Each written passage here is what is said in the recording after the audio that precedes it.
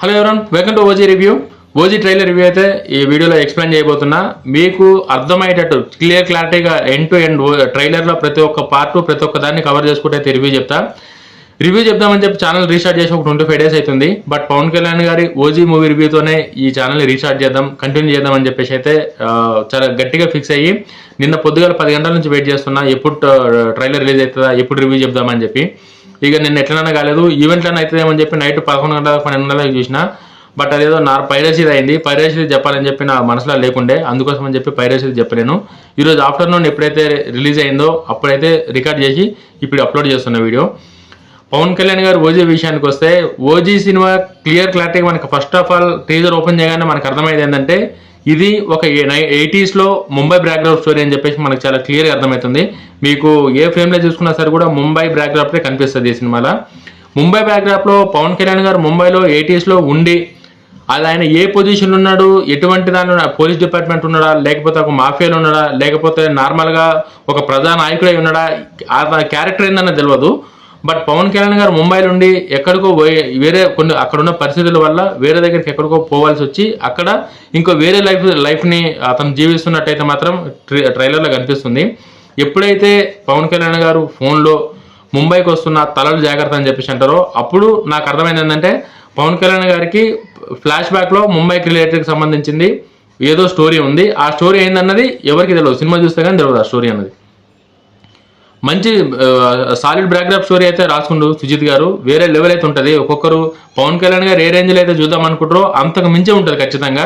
పవన్ కళ్యాణ్ గారి కాస్ట్యూమ్ దగ్గర నుంచి, పవన్ కళ్యాణ్ గారి లుక్ దగ్గర నుంచి ఏ ఫ్రేమ్ చూసినా సరే కూడా ప్రతి ఒక్కరు కోసుకునేటట్టు ఉంది. వేరే లెవెల్ ఉంది లుక్ పరంగా కానీ, పవన్ కళ్యాణ్ గారి స్వాగ్ కానీ అన్నిటిని చాలా నీట్గా కవర్ చేసిన డైరెక్టర్ అయితే ఎక్కడ కూడా ఫ్యాన్స్ డిసప్పాయింట్ అయ్యేటట్టు ఏడ కూడా చేయలేదు. అదైతే సెకండ్ అట్లనే ట్రీజర్ అనే హీరోయిన్ ఇంకో మాట అడుగుతుంది, ఏమని ఈ టాటూకి ఏంది అర్థమైందని చెప్పేసి అడుగుతుంది. దానికి అంటే హీరోయిన్కి పవన్ కళ్యాణ్ గారి గతం తెలియదు, హీరోయిన్కి పవన్ కళ్యాణ్ గారి గతం తెలియదు. ఆయన గతం వేరు, అతను బతుకుతున్న ప్రజెంట్ సిచ్యువేషన్ వేరు అన్నదైతే వీడియోలో చాలా క్లియర్గా కనిపిస్తుంది. ఇంకోటి ఏంటంటే మీరు పాటలలో చూసినా సరే కూడా, వీడియోలలో చూసినా సరే కూడా, ట్రైలర్లో చూసినా సరే కూడా ఒక కారును బాగా హైలైట్ చేస్తారు.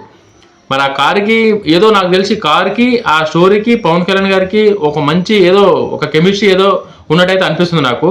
ఎందుకంటే మీరు ట్రైలర్లో చూసినా సరే కూడా ఆ పదే కార్ని చూపించడం, పాటల్లో చూపించినా సరే కూడా ఆ కారుతోనే పాట అంతా ఒక పాట మొత్తం ఆ కారే ఉన్నట్టు అట్లా క్లియర్గా కనిపిస్తుంది. ఇంకోటి ఆ ఓజీ లోగో పైన కూడా ఒక పోలీస్ స్టార్ అయితే కింద నుంచి మీద దాకా ఇట్లా పోతూ ఉంటుంది ఊరికే మీరు అబ్జర్వ్ చేస్తే. అంటే పవన్ కళ్యాణ్ గారు పోలీస్కి సంబంధించిన ఆయన లేకపోతే ఏందన్నది అది సస్పెన్స్ చాలా క్లారిటీగా దాచిపెట్టిండు, ఎక్కడ కూడా రివీల్ చేయకుండా సస్పెన్స్ దాచిపెట్టిండు. ఇంకోటి ఏంటంటే పవన్ కళ్యాణ్ గారు ఈ మూవీలో మార్షల్ ఆర్ట్స్కి బాగా దగ్గరగా ప్రాక్టీస్ చేసి ఆయన చేసే ఫైట్లు కావచ్చు, కత్తి తిప్పే విధానం కావచ్చు, ఇవన్నీ మార్షల్ ఆర్ట్ కూడా దీనిలో బాగా వాడినట్టు. జపానీకి సంబంధించిన ఆ టాటో కూడా మనకు అర్థం కాకుండా జపానీకి సంబంధించిన ఆ టాటో అంటే డిఫరెంట్ కాన్సెప్ట్తో అయితే వస్తుంది. ఖచ్చితంగా ఒక మంచి యాక్షన్ మూవీ అయితే ఖచ్చితంగా అవుతుంది. అది ఏ రేంజ్ యాక్షన్ మూవీ అవుతుంది అని చెప్పేసి సినిమా చూస్తే కానీ మనకు అర్థం కాదు.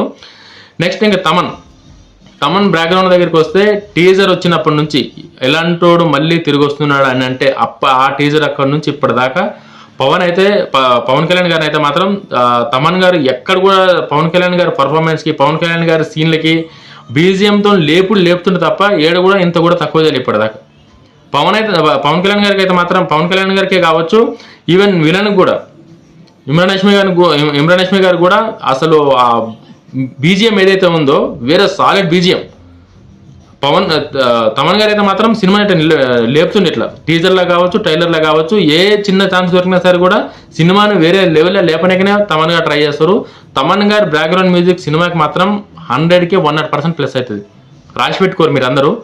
రేపు పొద్దున్న సినిమా చూసిన తర్వాత తమన్ గారికి బ్యాక్గ్రౌండ్ గారి సాంగ్ అయితే మాత్రం చాలా మంది మాట్లాడుకుంటారు. అంత కసి, అంత పవర్ఫుల్ బీజిఎం అయితే మాత్రం సినిమాలో చాలా క్లియర్గా. అంటే ఈ టీజర్లో మొత్తం పెడితే రేపు పొద్దున్న మళ్ళీ సినిమాలో ఎక్కడ తక్కువ అవుతుంది అన్నకాడికి పెద్దగా ఇది చేయలేదు. కానీ సినిమాలో మాత్రం పవన్ కళ్యాణ్ కనిపించిన ప్రతిసారి పూనకాలు వస్తాయి ఒక్కొక్కరికి. ఆ బీజిఎంకి విలన్ కనిపించినప్పుడు ఒక థీమ్ వస్తుంది, ఆ థీమ్కి పూనకాలు వస్తాయి ఒక్కొక్కరికి. డిఫరెంట్ వేరియేషన్ బీజిఎంలో అయితే మాత్రం తమన్ చాలా పకడ్బందీగా అయితే ప్లాన్ చేసినట్టు చాలా క్లియర్గా అర్థమవుతుంది. హీరోయిన్ కూడా చాలా, అంటే హీరోయిన్ కూడా పవన్ కళ్యాణ్ గారి గురించి గతం తెలియకుండా పవన్ కళ్యాణ్ గారితో ప్రస్తుతం ఉన్న ఏదైతే లైఫ్ ఉందో ఆమె కూడా పవన్ కళ్యాణ్ గారిని ఆ లైఫ్తోనే చూస్తుంది. ఇంకోటి హైలైట్ ఏంటంటే పవన్ కళ్యాణ్ గారు సైలెంట్గా ఒక దగ్గర కూర్చుంటే హీరోయిన్ ఏదో ఒక గొడవ సౌండ్ రాగానే హీరోయిన్ రావడం, పవన్ కళ్యాణ్ గారిని ఇట్లా చూడంగానే పవన్ కళ్యాణ్ ఇట్లా సైలెంట్గా స్మైల్ ఇచ్చుకుంటూ, అంటే పవన్ కళ్యాణ్ గారు గతం ఏమైనా వచ్చి పవన్ కళ్యాణ్ గారికి ఏమైనా అయిందా, ఆ కత్తి కూడా ఒక ఖర్చీఫ్తో చుట్టేసి ఉంటుంది. అంటే హీరోయిన్కి ఆ ఖర్చీఫ్ గురించి తెలియదు, అది ఇట్లా చుట్టేసి ఉంటుంది. కాబట్టి హీరోయిన్ పవన్ కళ్యాణ్ గారు ఖాళీగా ఉన్నారు, ఆయనకి ఏం జరగలేదు అన్నకాడికి ఆమె ఇచ్చే స్మైల్ కావచ్చు, ఆమెను చూసి పవన్ కళ్యాణ్ గారు ఇచ్చే స్మైల్ కావచ్చు, అంటే నేను ఎడికి పోలేదు నాకేం కాలేదు అంటే స్టోరీ అంతా ఎక్కడ కూడా పవన్ కళ్యాణ్ గారు బ్యాక్గ్రాప్ రౌండ్గానే తిరుగుతుంది స్టోరీ మొత్తం. మీరు ఎక్కడ చూసుకున్నా ట్రైలర్ మొత్తం మీరు పవన్ కళ్యాణ్ గారి డైలాగులు ఇవన్నీ ఒక ఎత్తు అయితే, స్టోరీ అంతా పవన్ కళ్యాణ్ గారి ఫ్లాష్ బ్యాక్ స్టోరీలోనే హైలైట్ ఉంటుంది మొత్తం.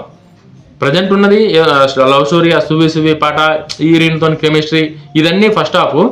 సెకండ్ హాఫ్ అనేది ఇంకా ఫ్లాష్ బ్యాక్, ఆ శ్రీయారెడ్డి గారితో విలన్ మాట్లాడినప్పుడు ఎక్కడ వచ్చేది ఆడేనా చెప్పు అన్న కాడికి వాళ్ళు అడిగే విధానం కావచ్చు.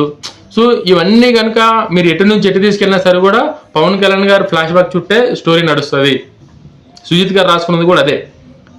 దీని అన్నింటికి ఇంకా ఇమ్రాన్ హష్మి గారు కావచ్చు, పవన్ కళ్యాణ్ గారు కావచ్చు, శ్రీయారెడ్డి గారు కావచ్చు, ఈ క్యారెక్టరైజేషన్ అంతా ఒక వీళ్ళందరూ ఒక లైఫ్లో బతుకున్నట్టు. అంటే పవన్ కళ్యాణ్ గారు లేకుండా పవన్ కళ్యాణ్ గారు ఆయన పర్సనల్ ఆయనకున్న కారణాల వల్ల ఆయన పోయి ఎక్కడో బతుకుతుంటాడు.